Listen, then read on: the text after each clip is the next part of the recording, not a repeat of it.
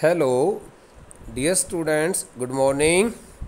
Students, let's start reading the last part of this play. Today we will complete it anyhow. Okay, so let's start reading it from this statement as made by Mrs. Fitzgerald. Mrs. Pearson, don't get soft on them again, else it all have been wasted. So while suggesting Mrs. Pearson, Mrs. Fitzgerald tells her that she should not show her softness towards her family members. Otherwise, they will again start behaving very roughly with her. Okay, just like the previous days. Otherwise,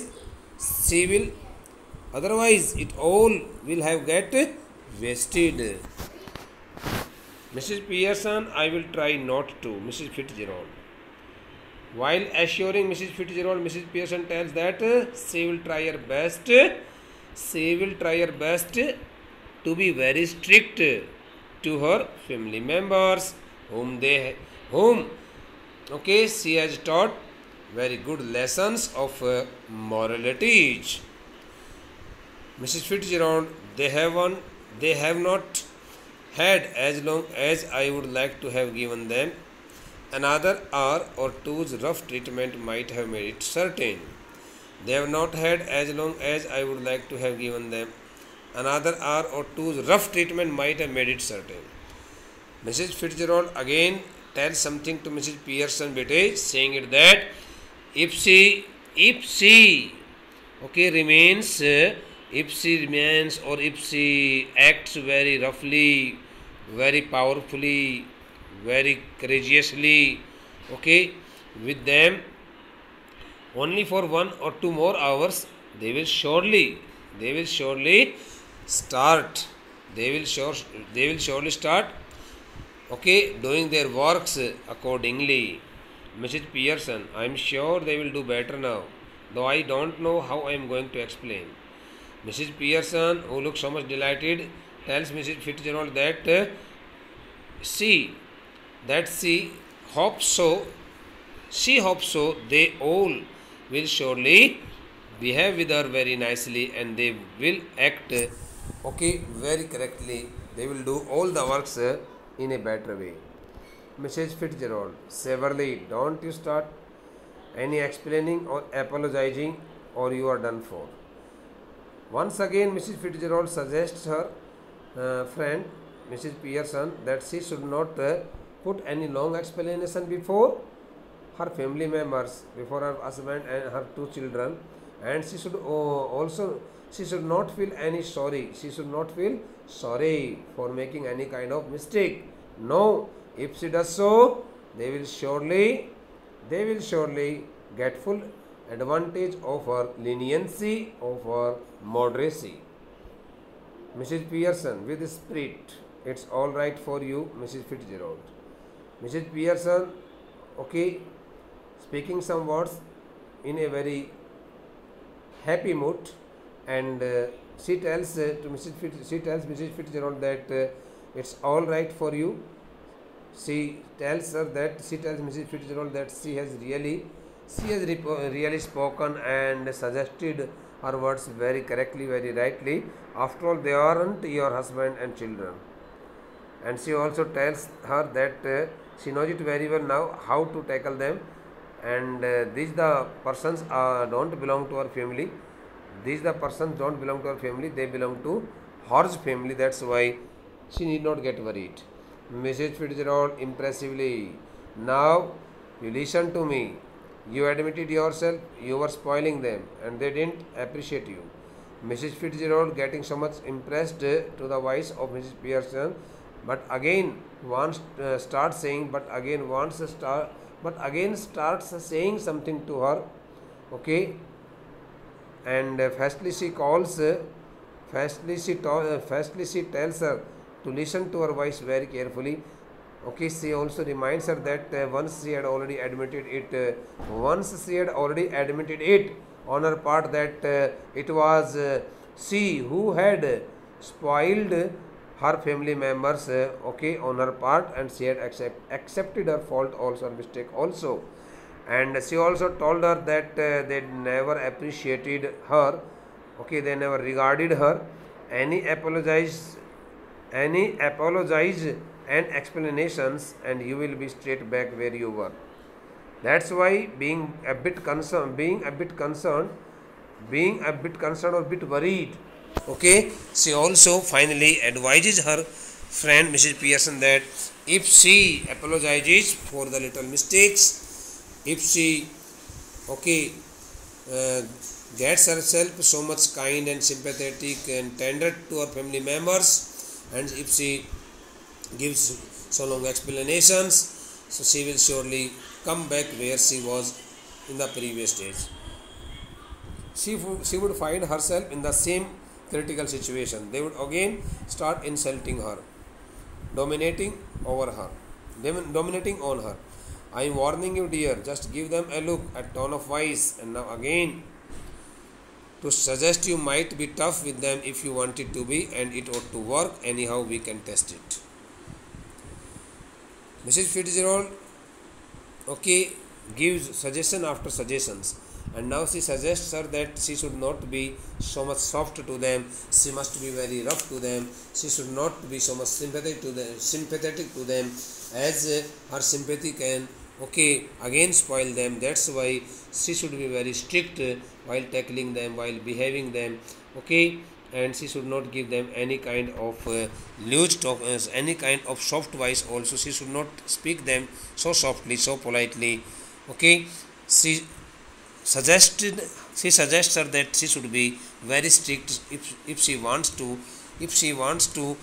see them all, okay, in a very in good manners and in a disciplined life. Mrs. Pearson, how? Mrs. Pearson asked Mrs. Fitzgerald, how can they test the nature and behavior of her family members? Mrs. Fitzgerald, well, what is it you would them do? Well, what is it you would like them to do that they don't do? Mrs. Fitzgerald tells Mrs. Pearson that she should ask, on some days, she should ask her family members one by one to do the works, okay, which they do not like to work, which they do not like to do the same work. And if they make any objection, it means they have not,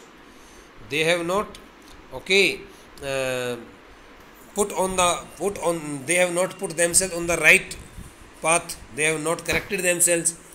Stop at home for once, and in order to check it whether they have okay been fully well mannered or not, you should also tell them not to go outside the house. You should also ask them to stop your house permanently, okay. Mrs. Pearson, yes, and give me a hand with supper. Mrs. Pearson gets agreed, and she tells Mrs. Fitzgerald that she should give her a hand, okay, while taking the evening meal, okay, in her house. Mrs. Fitzgerald, anything you would like them to do that you enjoy, whether they do or not.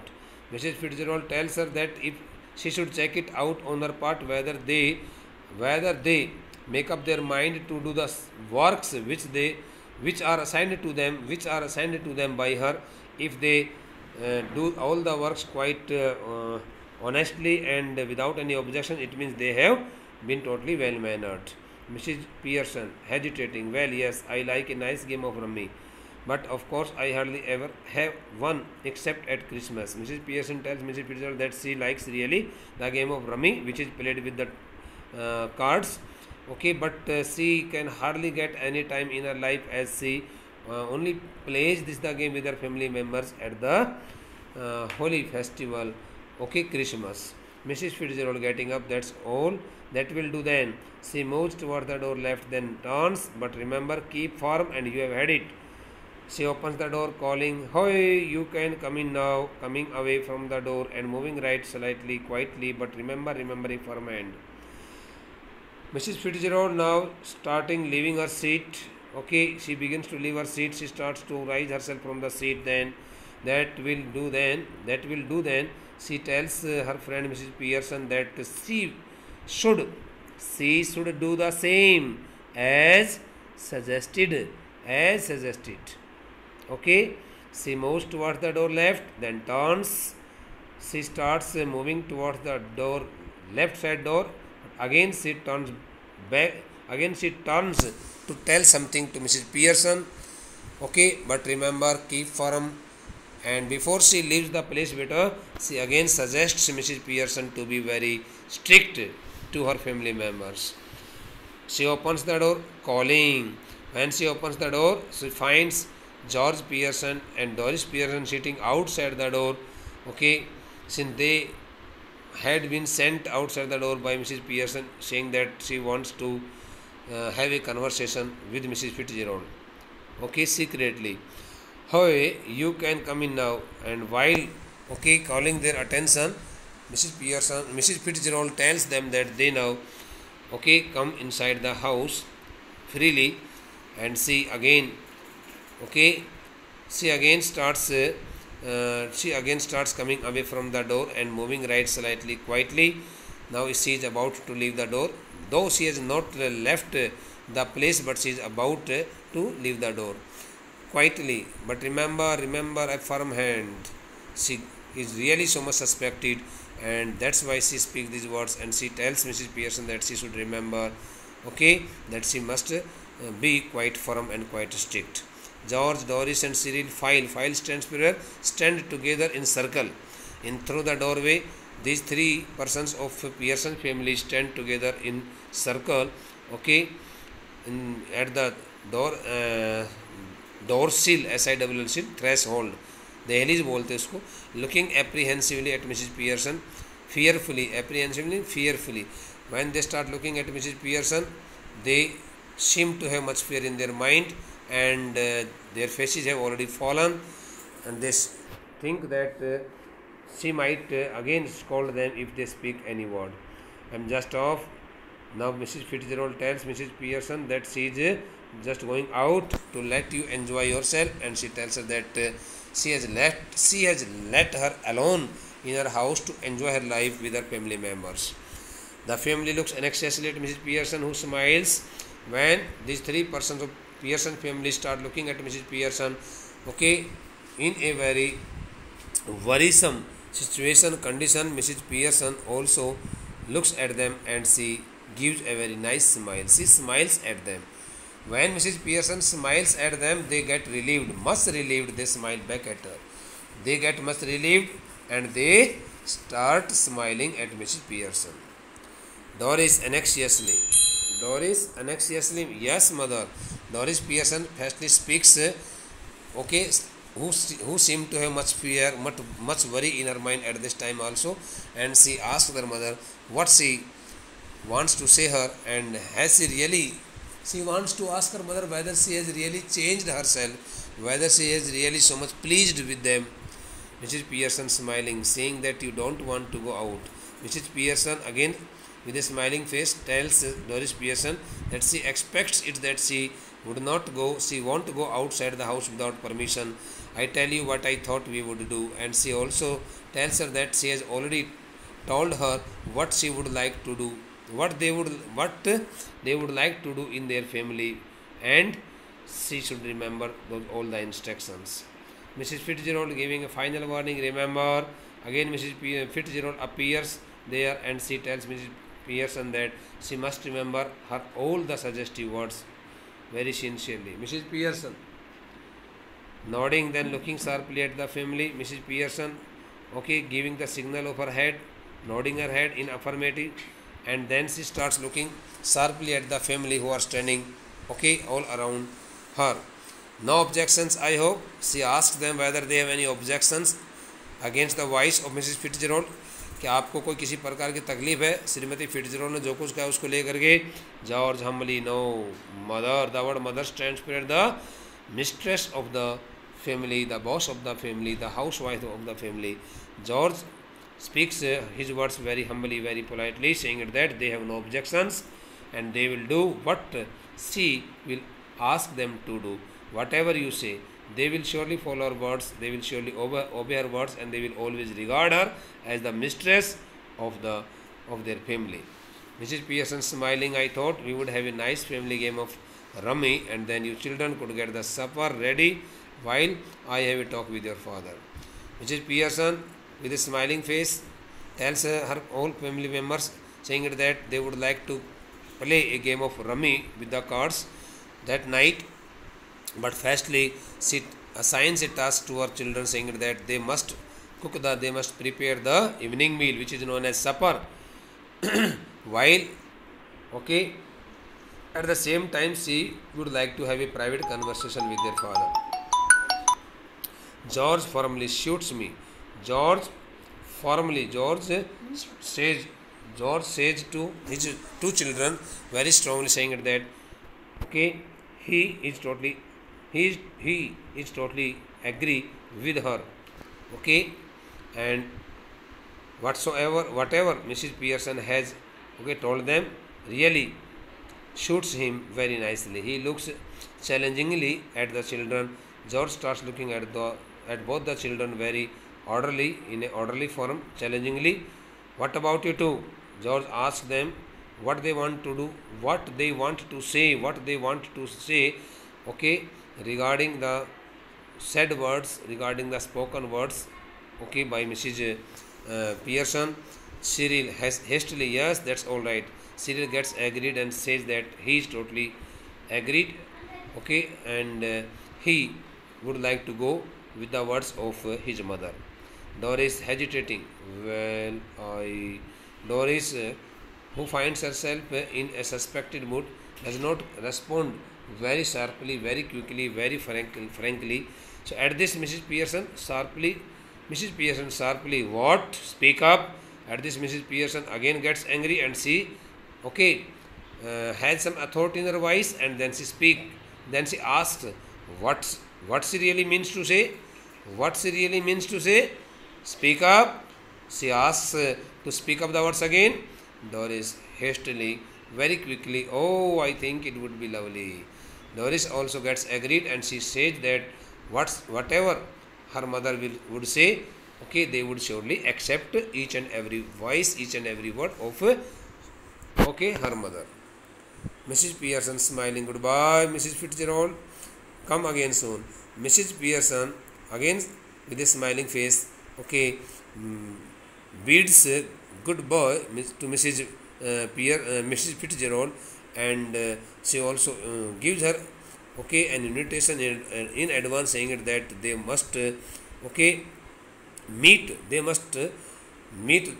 her in her house together. She also invites Mrs. Fitzgerald in advance, saying that she must come to meet them again in their house. They would be waiting for her. Mrs. Fitzgerald, yes dear. Mrs. Fitzgerald also gives her positive response, saying that she would like to come to meet them again in their house. Night all, have a nice time. And before she leaves the place, okay, Mrs. Fitzgerald also bids them good night, okay, bids good night to all of them, and says that they must have a very nice time in their family. Mrs. Fitzgerald exits left, speaking such words, and, okay, bidding goodbye and good night to all the members of the Pearson family. Mrs. Fitzgerald exits left. She leaves the place from the left side door, and the family cluster round mother as the curtain falls, and all the family members, including these three persons, George Pearson, Doris Pearson, and Cyril Pearson. These three persons stand again in circle all around Mrs. Pearson. Our mother stands for Mrs. Pearson, okay, who has got the status of a true owner of the mistress of the house, okay. As the curtain falls, as the play ends, when the play ends, they all, okay, stand together in unity, in circle around Mrs. Pearson, indicating it that they have really stood together, and they have really started, okay, living in a very disciplined manner, as per the voice of the mistress of the honor of the boss of the family. So such kind, in this way, as you have seen, the lost honor, the lost status of a mother of a family of the house, okay, has been regained by her in a very tricky manner with the help of Mrs. Fitzgerald. My dear students, now we have completed this chapter today, and now I think you must be very okay.